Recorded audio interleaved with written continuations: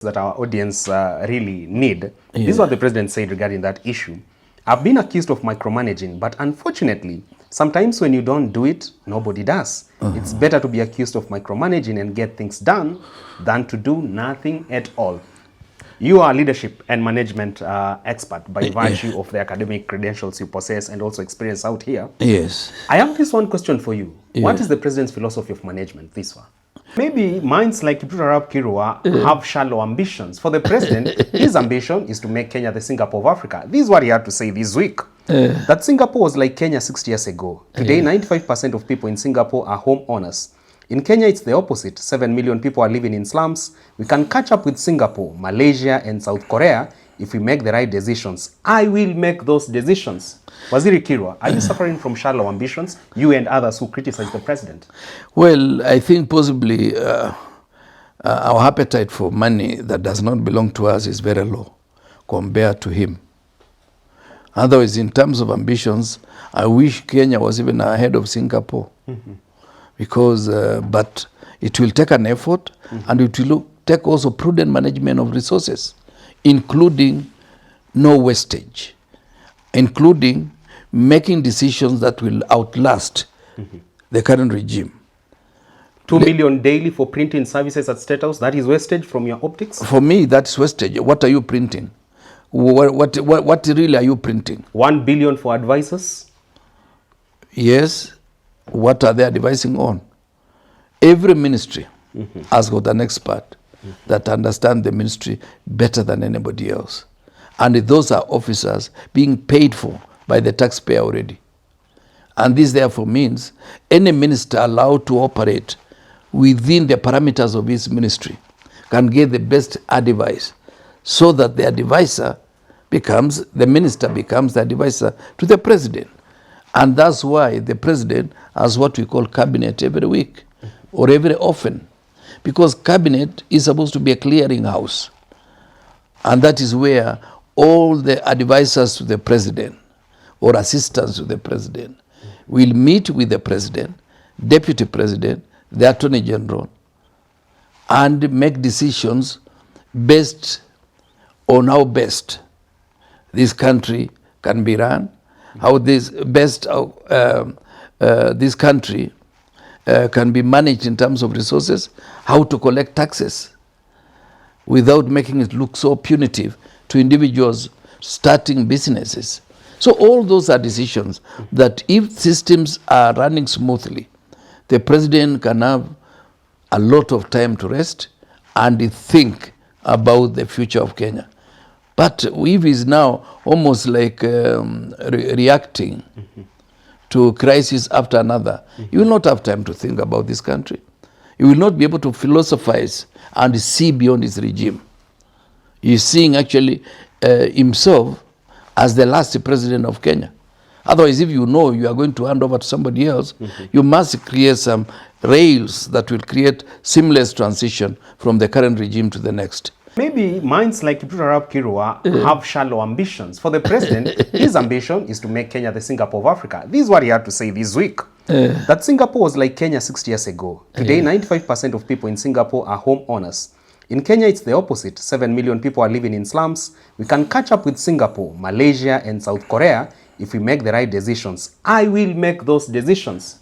Waziri Kirwa, are you suffering from shallow ambitions, you and others who criticize the president? Well, I think possibly our appetite for money that does not belong to us is very low compared to him. Otherwise, in terms of ambitions, I wish Kenya was even ahead of Singapore. Because, but it will take an effort and it will take also prudent management of resources, including no wastage, including making decisions that will outlast the current regime. 2 million daily for printing services at State House, that is wastage from your optics? For me, that's wastage. What are you printing? What really are you printing? 1 billion for advisors? Yes. What are they advising on? Every ministry has got an expert that understands the ministry better than anybody else. And those are officers being paid for by the taxpayer already. And this therefore means any minister allowed to operate within the parameters of his ministry, can get the best advice, so that the advisor becomes, the minister becomes the advisor to the president. And that's why the president has what we call cabinet every week or every often, because cabinet is supposed to be a clearing house. And that is where all the advisors to the president or assistants to the president will meet with the president, deputy president, the attorney general, and make decisions based on how best this country can be run, how this country can be managed in terms of resources, how to collect taxes without making it look so punitive to individuals starting businesses. So all those are decisions that if systems are running smoothly, the president can have a lot of time to rest and think about the future of Kenya. But if he's now almost like reacting to crisis after another, he will not have time to think about this country. He will not be able to philosophize and see beyond his regime. He's seeing actually himself as the last president of Kenya. Otherwise, if you know you are going to hand over to somebody else, you must create some rails that will create seamless transition from the current regime to the next. It tells you communities come from certain direction, they move in certain direction, their inherent characteristics that is akin to them, and some change over a period because they have interacted with other communities. Sudi cannot complete that sentence without opening his mouth, a gap. That's the problem with him. And that's the way it is. He should invest more time and energy in proper intellectual. Or even proper pronunciation of certain words in English. And learn basic words in English. Not just the words of insulting Rigathi Gachagua.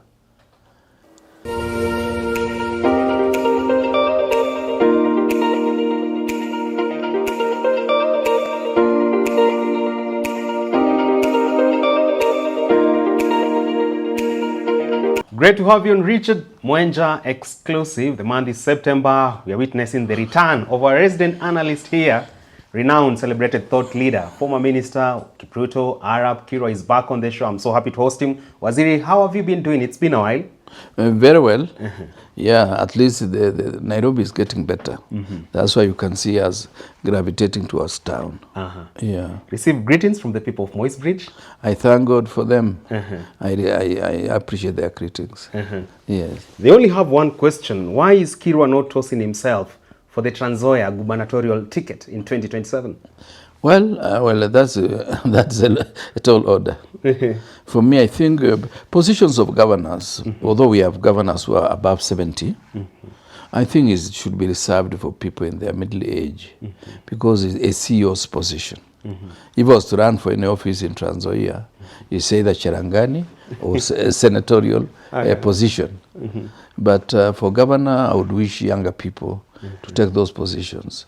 After all, we need to transit this country from an aging leadership team to a younger team. Yeah. So you've made peace with the fact that maybe it's high time we hand over, we pass over the baton to the next generation of leaders? Yes, that's the reality. But usually I look at it that it should be some kind of change with continuity, so that the transition is smooth and seamless, in a way that we are able to retain some institutional memory for those who have been around, and also we inject some new blood into the mainstream of our political discourse. Yeah. Fantastic, Waziri. Straight into it. Mandera Senator Ali Roba has hit out at Kenya Kwanza government over what he terms as presence of Jubaland forces in his own county, Mandera County. Something that CS for Interior Kipchumba Murkomen has dismissed, that there is no invasion of Mandera by Jubaland forces. Murkomen further claims that this is just a creation of the media. But from where you sit, as a seasoned diplomat, someone who served this country in many capacities, is our territorial integrity at stake, Waziri? Yeah, it is a very dangerous situation, given the fact that Somalia itself is still bordering on a failed state by definition of international professionals and experts. This therefore means that, and we have the longest border, perhaps compared to any other country. Somalia has the longest border with us. And this therefore means that border, which is porous, if we allow it to be subjected to negative elements, we are likely to risk the entire northeastern and the part of the coast. And therefore the rest even of the country, given the fact that at times it takes a bus full to get to Nairobi overnight, it means even us in Nairobi will be very unsafe.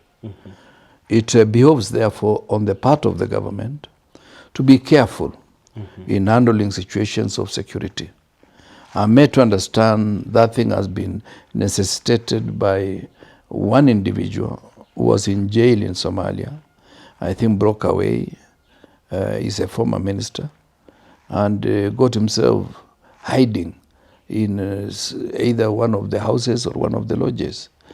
And many other factors that could be even some illicit cross-boundary businesses that people are doing, including issues of charcoal, sugar, and even bananas.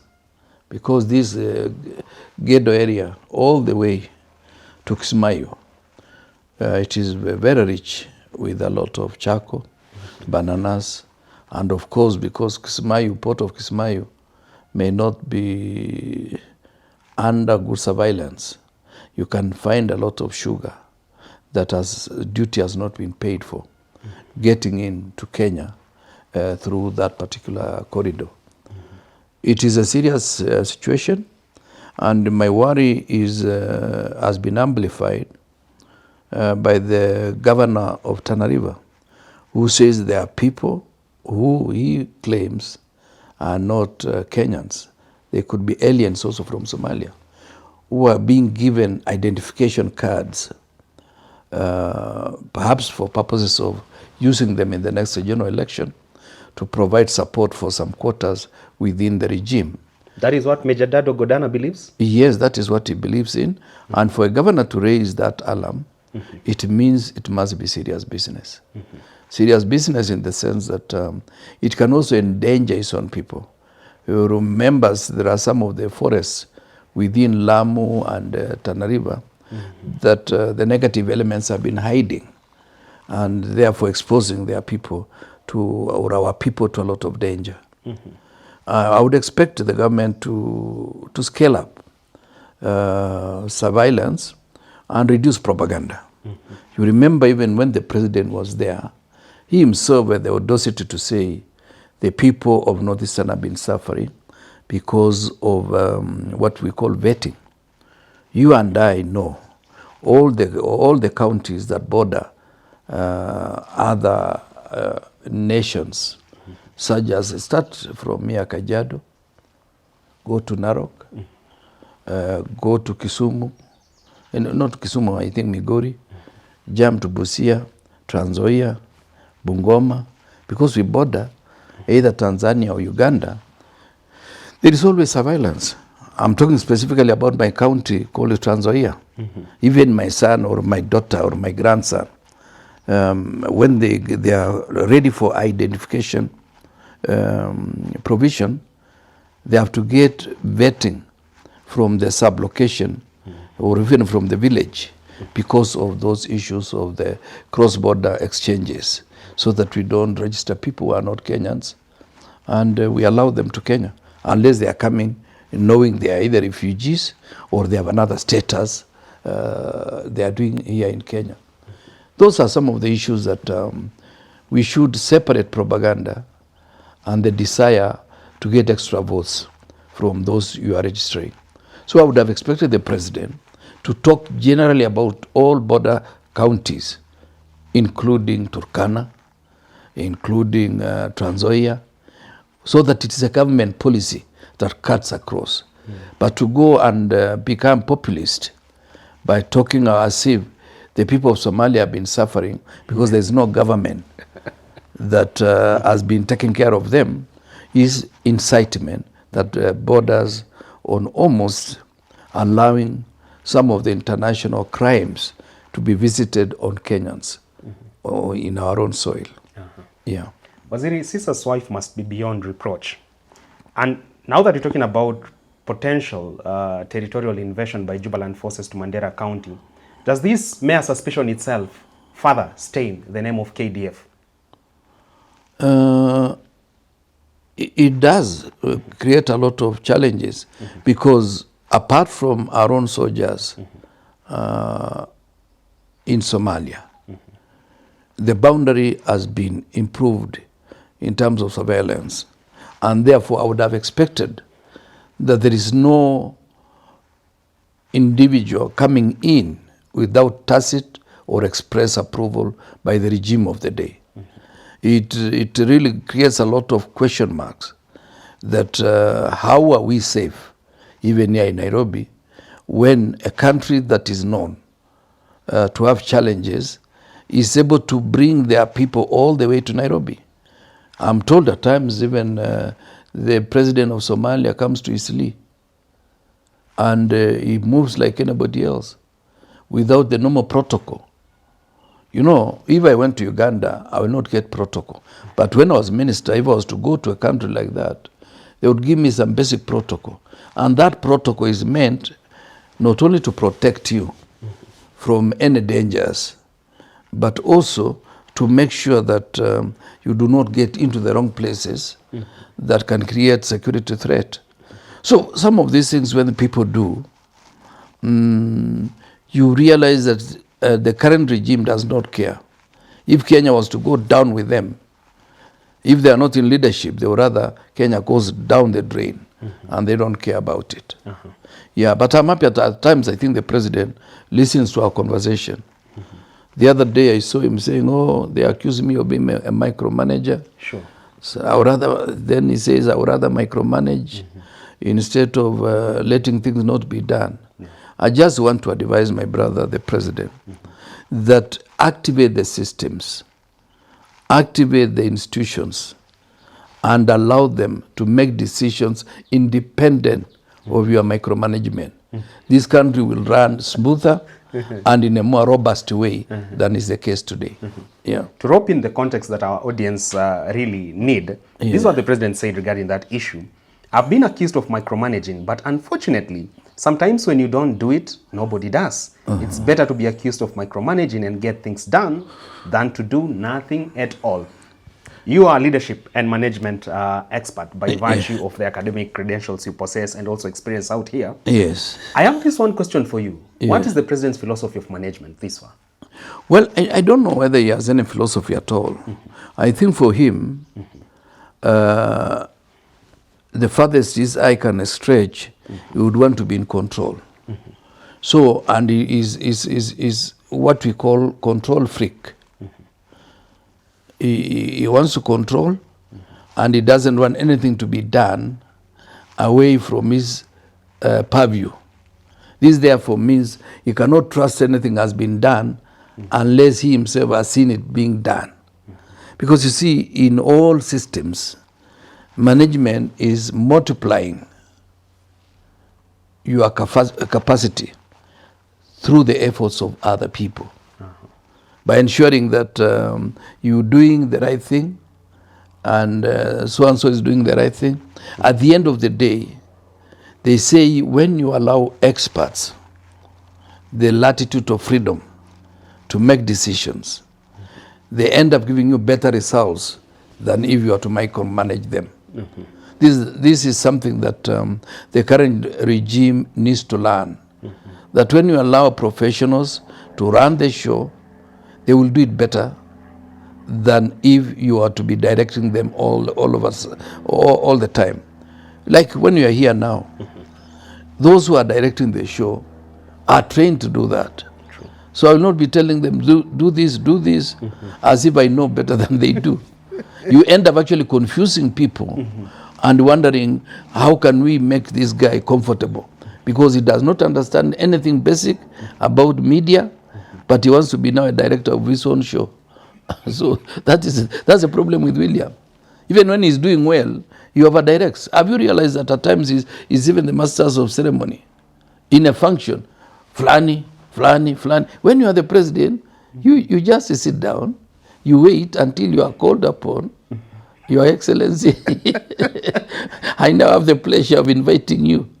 And that is how it should be. But maybe minds like Kipchumba Arap Kirwa have shallow ambitions. For the president, his ambition is to make Kenya the Singapore of Africa. This is what he had to say this week. That Singapore was like Kenya 60 years ago. Today, 95% of people in Singapore are homeowners. In Kenya, it's the opposite. 7 million people are living in slums. We can catch up with Singapore, Malaysia, and South Korea if we make the right decisions. I will make those decisions. Waziri Kirwa, are you suffering from shallow ambitions, you and others who criticize the president? Well, I think possibly our appetite for money that does not belong to us is very low compared to him. Otherwise, in terms of ambitions, I wish Kenya was even ahead of Singapore. Because, but it will take an effort, and it will take also prudent management of resources, including no wastage, including making decisions that will outlast the current regime. 2 million daily for printing services at State House, that is wastage from your optics? For me, that's wastage. What are you printing? What really are you printing? 1 billion for advisors? Yes. What are they advising on? Every ministry has got an expert that understands the ministry better than anybody else. And those are officers being paid for by the taxpayer already. And this therefore means any minister allowed to operate within the parameters of his ministry can get the best advice, so that the advisor becomes, the minister becomes the advisor to the president. And that's why the president has what we call cabinet every week or every often. Because cabinet is supposed to be a clearing house. And that is where all the advisors to the president or assistants to the president will meet with the president, deputy president, the attorney general, and make decisions based on how best this country can be run, how this best this country can be managed in terms of resources, how to collect taxes without making it look so punitive to individuals starting businesses. So all those are decisions that if systems are running smoothly, the president can have a lot of time to rest and think about the future of Kenya. But if he's now almost like reacting to crisis after another, he will not have time to think about this country. He will not be able to philosophize and see beyond his regime. He's seeing actually himself as the last president of Kenya. Otherwise, if you know you are going to hand over to somebody else, you must create some rails that will create seamless transition from the current regime to the next. That's why we had Vision 2030 by Kibaki. Today, we should be talking of Kenya at 100. That is 2063. How do we resolve it? We blame it on the Kikuyus. Mount Kenya entitlement, that's what Sudi says. No, Sudi, I don't know whether he understands any basic anthropology. You know, some of these people, you see, basic anthropology tells you communities come from certain direction, they move in certain direction, their inherent characteristics that is akin to them, and some change over a period because they have interacted with other communities. Sudi cannot complete that sentence without opening his mouth, a gap. That's the problem with him. And that's the way it is. He should invest more time and energy in proper intellectual or even proper pronunciation of certain words in English, and learn basic words in English, not just the words of insulting Rigathi Gachagua. Government level. How do we resolve it? We blame it on the Kikuyus. Mount Kenya entitlement, that's what Sudi says. No, Sudi, I don't know whether he understands any basic anthropology. You know, some of these people, you see, basic anthropology tells you communities come from certain direction, they move in certain direction, their inherent characteristics that is akin to them, and some change over a period because they have interacted with other communities. Sudi cannot complete that sentence without opening his mouth, a gap. That's the problem with him. And that's the way it is. He should invest more time and energy in proper intellectual Or even proper pronunciation of certain words in English, and learn basic words in English, not just the words of insulting Rigathi Gachagua. Decisions in Nairobi. Then they realize that they cannot finish rolling out the program within the allotted period. For example, this issue of number plates. They were saying, okay, by beginning of September, all the number plates must be in the new digital something. But they don't have capacity to produce enough number plates. You apply today, you will wait for 2 months before you get the number plates. So what they should have done is to look at how many vehicles still got the old registration plates, how many vehicles need to be processed, so that the process, how many plates are we churning per day, plus some emergencies, because at times government may have to need for security purposes certain plates for security reasons. So once they know that, then they can say we want to transit by end of December, so that if you finish it earlier, by end of December there will be 1 or 2 vehicles in a county that needs to be told, no, you need to have new plates. But you see, they make decisions here without looking at the process. And when the process is now brought in, it becomes clogged up and it creates a crisis that is not necessary. And you have so many people suffering.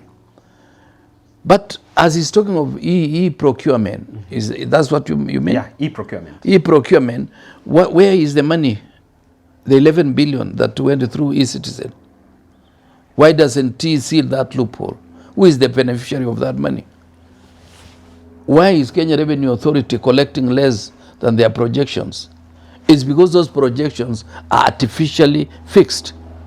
You know, when you are talking about performance contracting in any ministry, you don't go and tell them, this is what you should do. They give you their program. That at the end of this season, 1 year, we expect to have done 1, 2, 3. Then you break 1 year, possibly into half year. Then you break half year into a quarter year. Then you break into month. So that every month you know what you're achieving. After 3 months, you know what you're achieving. Periodic reviews. Yes, you audit yourself. So the benchmarks, they'll be created by the officers themselves with the assistance of an external person, let's say from Office of the President or Ministry of Planning. Then now you go, the first 100 days, what will you have done?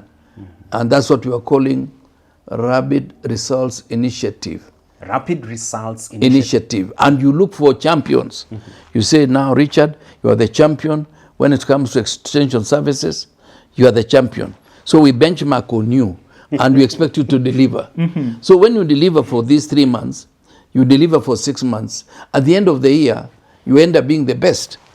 That's why I usually tell you my ministry was the best in the first performance contracting parameters. It was the best. And when William was there, it was number 2. It was not number 1. I'm telling you, this is the truth. Yeah, so it takes just leadership. It is not shouting at people. Make them part of let them be the team. Usually, the way I look at leadership philosophically, first thing is transparency. Be transparent. What you tell us is what you do. Walk the talk. Walk the talk. Be transparent. The second T is that build trust. No trust deficit. No trust deficit. The third T, teamwork. You must have a team of people. No solo shows? No solo shows. Solo shows are, they're just a game for madmen. Any person who is a leader must remember the 3 T's. Issue of transparency, be open. Don't be telling us this. Don't breach water and you are drinking wine. If you are drinking wine, say nakunywa. Don't tell us a story and you are doing something else. Be transparent, be trustworthy, and be a team player. Teamwork. Just that. Once you do that, there is enormous human resource in Kenya. Capacity. I can tell you that. It's only placing, you know, if you may go to the next building, that's an expert on some economics, the next building, expert on trade, another building, agronomist, within this Climate compound. change and all. Climate change experts, cross over here, you find these are the people of the weather. We have enough experts. What just we need is to improve our leadership capability. Yeah. Don't talk about fish in Lake Turkana dying the oldest. Let the expert in climate change or Yeah, tell us, yeah. And not the tell president. Us, yeah, not the president, and tell us what are the mitigation measures. Look at the problem and start with what is the solution. Then once you see the problem, give us the solution, and then allow the experts to implement. Political pundits argue that it is a show of control when, as a politician, as a leader, you signal that you know what's happening around you, even if you don't have deep knowledge around it. Probably the president is just doing that. When he talks about climate change, he passes the impression of the scientist of the century. When he talks about trade, passes the impression of an economist. Don't you think that's also an element you have to owe it to him as a politician? Well, there is a difference between a politician and a leader. As a politician, it does very well. Because a politician, you can say anything that makes people happy. They clap for you. Then when you go home in the evening, you don't even ask yourself, what did I do today? Have I improved the lives of Kenyans? But a leader must be able to provide the direction in which Kenya should move in the next 30 years or so, beyond your term of office. That's leadership. And there is nothing that can be replaced, can replace leadership. You can be a good manager, you can be a good trainer, but you break so many people. By the time you get the best team, you have broken half of the people because you are a trainer. You don't care about what happens with those who fall by the wayside. But if you are a leader, you must be all caring and all inclusive, dealing with people, knowing that even those who are less competitive in this team can be somewhere. And they will be playing a role that will assist, build, and augment the prosperity of this country. That's the way I look at it. We've been talking about the president's new pledge to fight corruption head-on. And we've discussed just about him spearheading the need for us to transition from manual procurement to e-procurement. When it comes to health reforms, files have been submitted to the DCI regarding those engaged in fraudulent deals with SHA. So then again, aren't you inspired that the president is now on the right path when it comes to making Kenya a graft-free nation? You know, Richard, either become numb to any ideas that are propagated by William Ruto, because he destroyed an institution called NHIF that needed less than $1 billion shillings for the systems to be reorganized and for the people either to be retrained, redeployed, or reassigned new roles and responsibilities. In the process, I'm told we are going to spend 104 billion on this shisha New system that has not fully succeeded. Then we are told we are closing hospitals that are fake. Yeah, hundreds of them actually. And yet they have taken money from the exchequer within the shortest time SHA has existed. When you close them, if they were non-existent, what are you closing? It means there was no hospital. It means it's like taking some maize into a granary, creating a door on the other side, you steal at night, by 3 o'clock, you burn the store. Then in the morning you come surrounding the store and you say, okay, a lot of maize has been burned, about 2,000 bags of maize in this store. And yet it's you who carry the maize from the store. We need to replenish our cereals reserve. Yeah, you are replenishing, and yet it is you who took away, then you burned the store.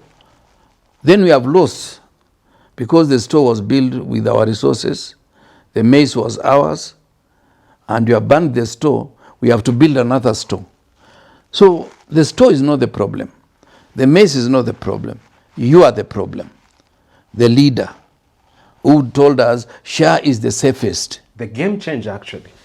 They said it's a game changer. Yeah. But the problems that we are seeing in the NHIF are already cropping up in the SHA.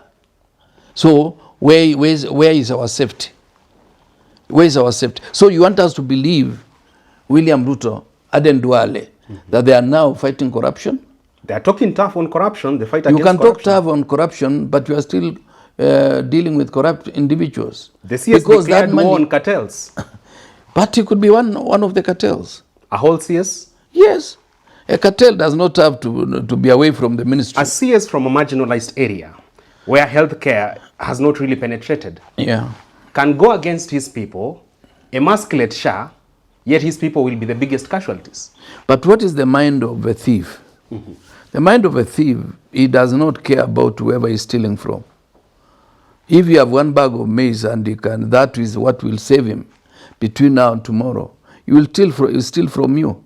And he will not care about what is going to bedevil your future. It therefore means a thief is a thief, and once they steal, they don't care about people. There's no honor among thieves? There's no honor. Haven't you been told that robbers, when they are running away, speeding away in vehicles, they share the loot? And their story is that, let me be found with my money, so that my corpse shall be associated with wealth. And if I'm able to roll and disappear, let me disappear with my loot. So it is about my loot. Let's not spend a lot of time trying to give them good names. If there is theft in your ministry, you should have the honor of telling us who is the thief. That is what Duale should have been telling us. Submitting files to DCA is not enough. Over 1,000 files. 1,000 files. Let's see what are the prosecutions that they are going to enter in the next 2 or 3 months. Yeah. To close the curtain on the subject of corruption, the president a while ago made claims that the parliament, the legislature, has been turned into a den of graft. Well, Governor Sakaja was facing an impeachment motion the other day. All thanks to Raila Odinga and the president, he's been saved from that impeachment. And some are now asking, this is a governor who was going to be impeached on, say, grounds of corruption, embezzlement of funds, misgovernance, you name it. But then again, the president meddles on the issue, even Raila Odinga. When they talk about corruption, are they the architects and the ones now drinking wine while preaching water? Well, I suspect, because you see, I would have expected by the time they stepped in, there should have been a forensic audit, so that they're able to say, yes, we have found the following things are not right, and we can assist the governor to fix and organize the house. We've seen this can be done. But you see, they say they have given him a number of months. 60 days. 60 days. For governor to sit down with the MCS and arrive at a resolution. But what's the resolution? It's how to eat together. That's the only resolution. Why have they done forensic audit or any basic audit at all to know what is bedeviling Nairobi? How much are they collecting? What is their estimate? What is the estimated collections from their own revenue collection? Because Nairobi is capable of getting even up to 20 billion. On source revenue? On source revenue. Because you see, this city has grown enormously. Because Kiambu, you don't know the border between Kiambu and Nairobi anymore. Is it Runda? Is it Dindigwa? The border between it and Thika. Is it Ruiru? Is it Kidurai? The border between it and Machakos. Is it at the river? Or is it Syokimau? And there are so many investments that if they are properly harmonized and understood, they can collect a lot of revenue. And they make revenue collection easy and friendly. You don't make it like you are doing something as if you want to auction people. That is where the problem is. It's not rocket science. Nairobi systems can work. Systems can work when it is not replete with corruption. When Sakaja was going to cry to Raila, how did he go? How did he go? What was the reason to see him? What did he tell him? What did he take to him? When the president met with Raila, where did they start the discussion? Maybe how to deal with Wamunyoro, Rigathi Gachagua, because the president allies are alleging that this onslaught has been sponsored by Gachagua to secure the Kikuyu community business interests in Nairobi. Well, as we always say, don't blame everything on Rigathi Gachagua. Look, people will say, because I had the other saying, it is because Gachagua went to watch the match that we lost to Madagascar. A painful loss, that one. It was painful even to me, because that was the first match I watched live, because I was already encouraged by the win after win, win after win. So you came with a bad charm? Possibly. So Rigathi and I may belong to the same school of thought. But the truth of the matter is that, can we elevate our discussion to something more serious? How can we blame everything on Gachagua? Sponsoring MCS to impeach Sakaja. MCS, so that the DIG can take over, who is a Kikuyu from his community, and secure the interest of people in Nyamakima, you name it. I think we are overstretching. And we are giving also a status that is too big. Because he has just arrived. How could he have organized all these people? Then he's a magician. But you see, at times we blame people because of saying certain things. The other day we were blaming him that, oh, he talked in Kikuyu. And when you look at it keenly, the functions were either organized by Kikuyus or other Kenyans. And when you go to a Kikuyu function and you want to encourage them to feel at home, and it is a place where elders are, and you want to feel an elder. If I went and I met 2,000 Kalenjins, unless some of them no longer know Kalenjin, I will talk to them in Kalenjin. Whether in Texas or Chicago. Or wherever. Because when I'm in London, I'm not an Englishman. The English I know may not be useful in London. But the Kalenjin I know will be useful to some of them. Of course, I'll be mixing with a bit of English, Kiswahili, and so forth. So at times we seem to create a monster out of an individual that is very innocent. Number two, when it comes to issues of tribes, I've always said I would want us to look at communities with their own comparative advantages. Tell me more. Because there are those of us who have been livestock keepers. And if we are good livestock keepers, we should be encouraged to do that and improve even on milk production. Do you know today we may have more cows in Rift Valley, but in central Kenya is producing more milk. Here in Githunguri? In Githunguri all the way to Nyandarua, producing more milk than our cows. I have to take almost 10 of my cows to match one cow in Githunguri. And yet it has eaten almost a ton of food. Then one cow in Githunguri is producing 40 liters. And 10 of mine are producing 40 liters. And you have to milk using almost 3 people. Comparative advantage. Yeah, comparative advantage. So we must accept that because parcels of land are smaller here, people have thought of intensive farming. In our place, we still want to do ranching, and yet it is no longer available. So we are not shifting.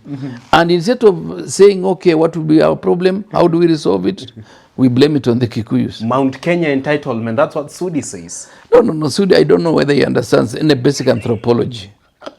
You know, some of these people, you see, basic anthropology tells you communities come from certain direction, they move in certain direction, their inherent characteristics that is akin to them, and some change over a period because they have interacted with other communities. Sudi cannot complete that sentence without opening his mouth, a gap. That's the problem with him. And that's the way it is. He should invest more time and energy in proper intellectual or even proper pronunciation of certain words in English, and learn basic words in English, not just the words of insulting Rigathi Gachagua.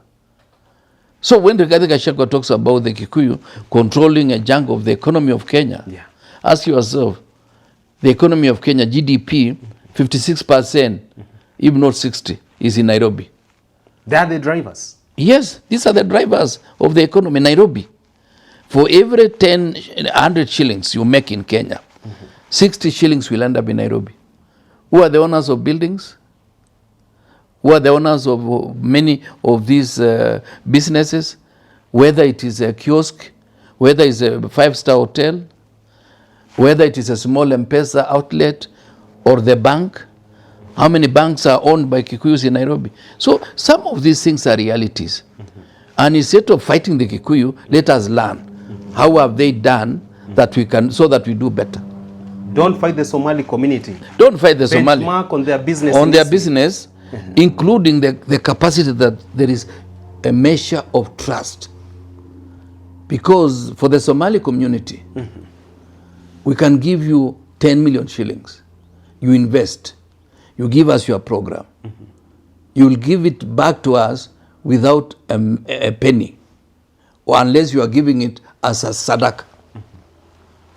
As, even if I wanted to sell you a bicycle, we have to go to a lawyer. We write and have to retain something. If a bicycle had a logbook, I have to retain the logbook until you pay the last penny. Lack of trust. That's why I was telling you there are 3 T's. Be transparent, open, be trustworthy, and play teamwork. With that, you don't need Ndegwa Njiro on your speed dial or Willis Otieno. Yeah, no, you don't. Anytime you're transacting business. That it lazima Ndegwa that I'm selling this bicycle to Richard Mwenja. Otherwise, you know, even our people, when we came from Tanzania, my father could bring money for about 10 people. Because by then a parcel of land could be about 2,000. Sure. So he could get 2,000 from this person. At times 2 ladies, widows, don't have enough. This one brings to 1,000. This one brings another 1,000, 2,000. Becomes a share. That share is 15 acres. They will split 7.5. And there was nowhere they were writing.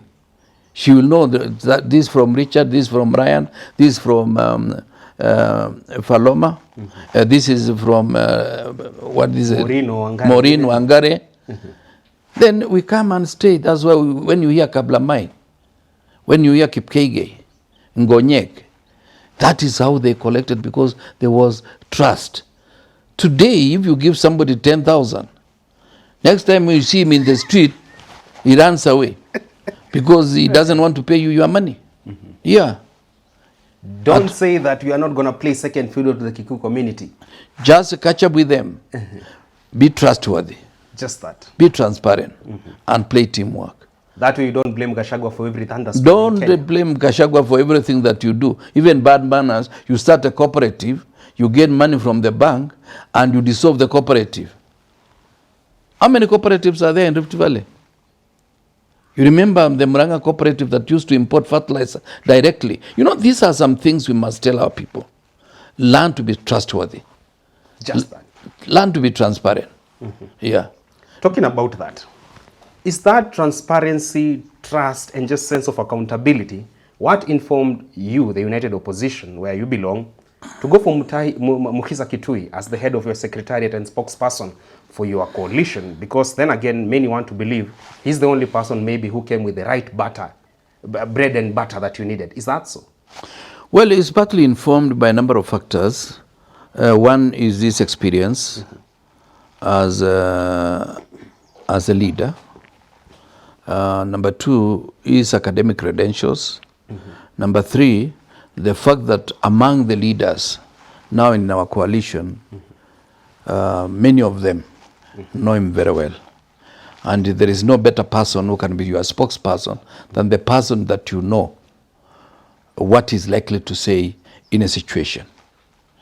I'm sure we may not agree with him 100%, but because he has different lenses, I have different lenses. But the truth of the matter is that I personally feel is somebody equal to the task that has been given. Yeah. A technocrat by excellence. By excellence, and also a leader. Yeah. He may not be elected, but he was elected 3 times by the people of Kiminili. Yeah. All right. Finally, before we cross over to our Heroes Corner segment, with Waziri Kipchumba Arap Kirwa, we witnessing a new baby in Kenya's political landscape, the third force, Kenya Moja. Yes. With firebrands there in like Babu Owino, Edwin Sifuna, Kaleba Misi, and Gathoni Wamshomba. Some want to understand, are they trying to run a parallel show from that of the united opposition? And is this outfit what is going to be their bargaining chip in 2027, in the sense that their eyes could be on the running mate position? Well, there is a basic understanding about the principle of leadership. One is that every generation has its set of leaders. And therefore, the generation that people like Babu Owino, Edwin Sifuna, Gathoni Wamshomba, Kaleba Misi, Kibagendi from Kisii, and several others that have coalesced around Kenya Moja, is a generation that is a number of years below us. Those in the 60s. Most of them, they are in their 40s, and the oldest it could be about 52, 53. And this therefore means that they have also a different perspective of Kenya. We may have common agenda that Kasongo must go, but they also have their own ways, their own aspirations. And the way I like it is, let us allow them to form, and after storming and reaching a situation where they are performing, then we can exchange notes and we see where is our point of convergence. Because we cannot dismiss them, because they also have ideas. Anytime I listen to them, I wish this girl, Crystal Asige could be one of them, although she's nominated member of parliament or senator, but I feel she belongs to that team. And eventually, may the best team emerge, and we may need to come together at a critical time, that the rallying call for this country is that Kenya can be better without Kasongo. That should be the summary of that situation. That's the common enemy? Yes. Kenya can be better without Kasongo.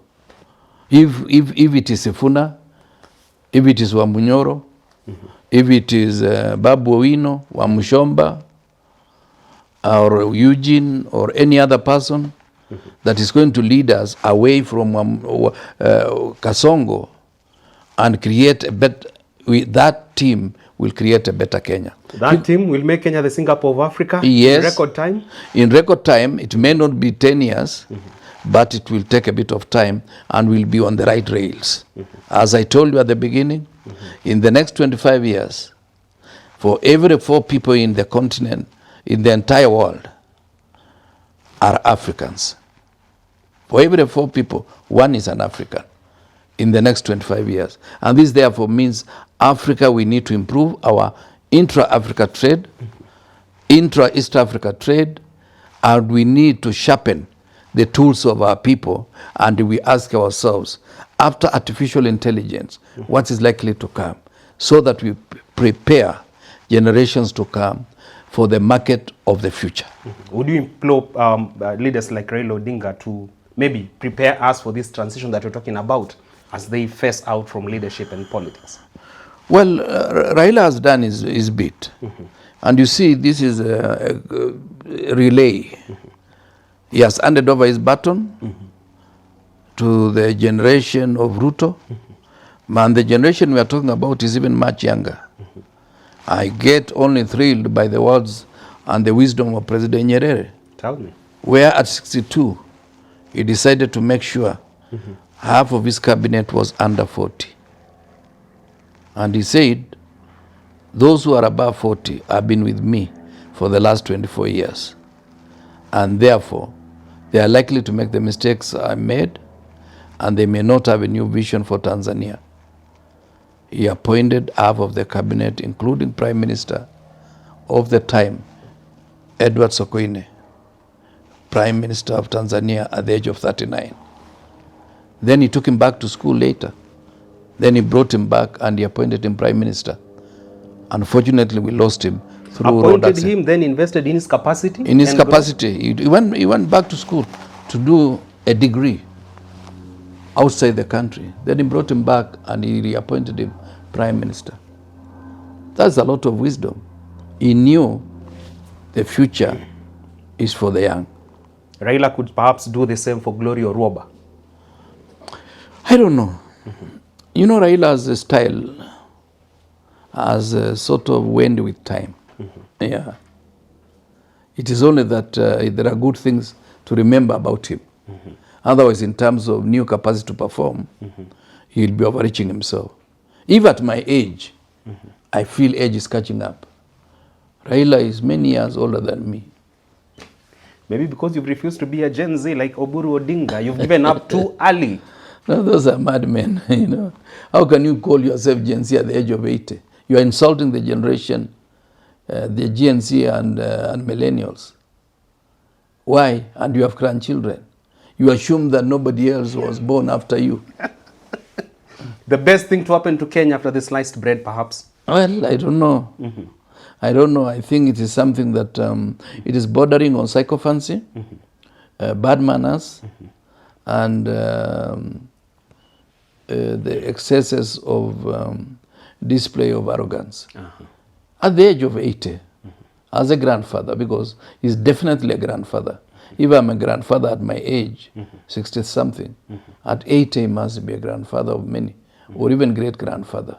Surrender gracefully to the new generation. Allow the new generation to take their own, to serve their own wave. Yeah.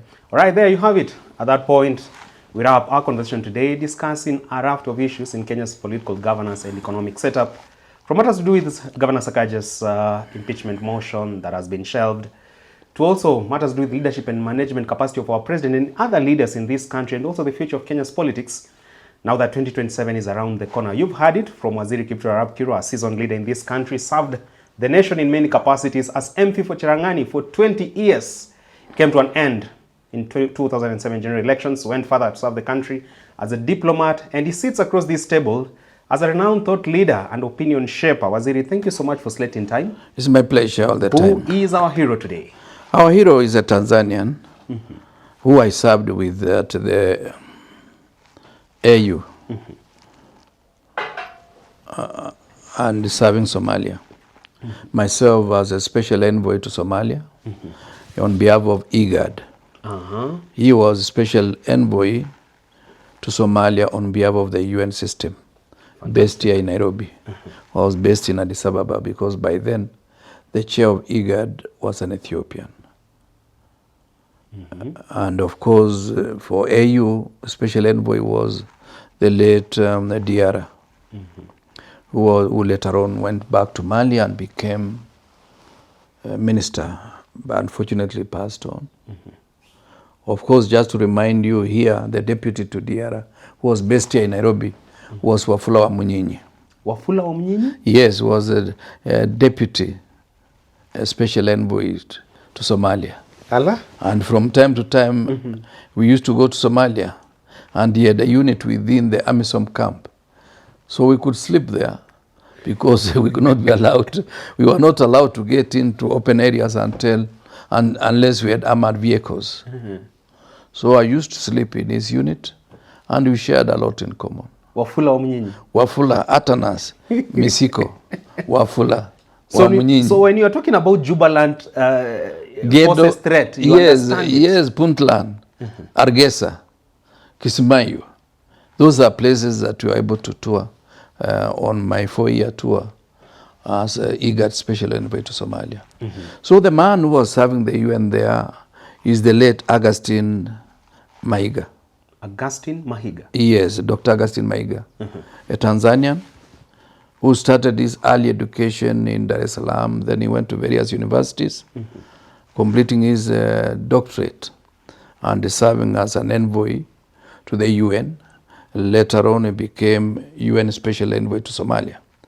And when he went back home in 2015, he became Minister of Foreign Affairs. Then later on, he was transferred to the Ministry of Justice and Constitutional Affairs.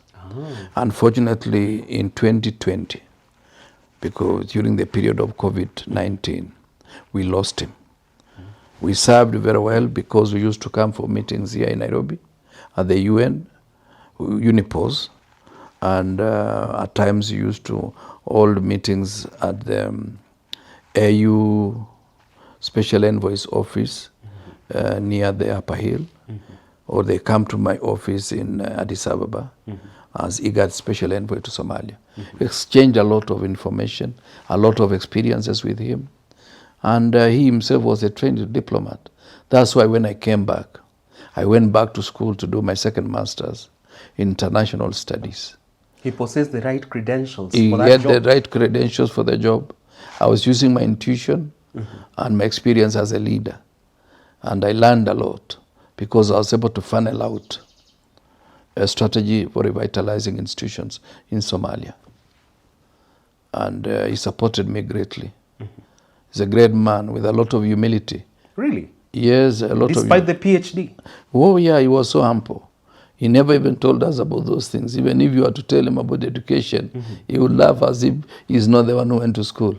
But he was exuding wisdom, experience, and intellect.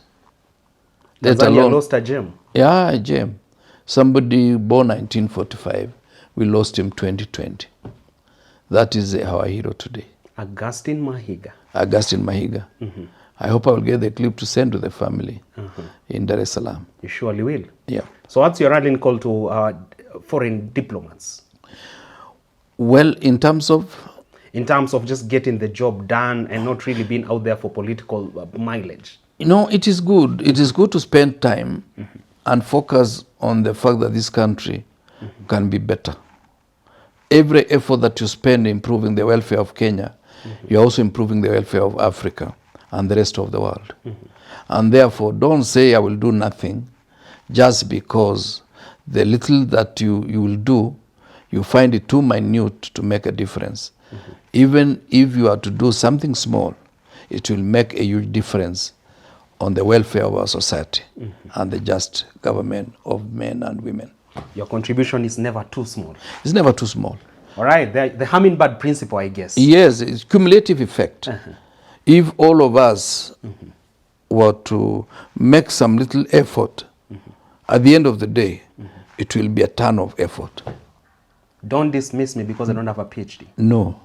Even if you don't have education, even degree. Winston Churchill was Form 2, dropout. But he wrote many books, and many books were written about him. You can't be a fantastic engineer without even the paper. Yes, there are people who have discovered many things. Even there was a student in South Africa who did an operation and he had not gotten a doctorate degree. You become a successful mkarabati? Lakini usiwe sudi. Don't engineer falsehoods. No. That's what you're saying? Yeah, usiwe sudi. There you have it. Thank you so much, Waziri. Wait to see you on our next edition, next week, Tuesday, 7:30 p.m. Thank you. All right. Enjoy the rest of your viewing. I'm Richard Mwenja. God bless.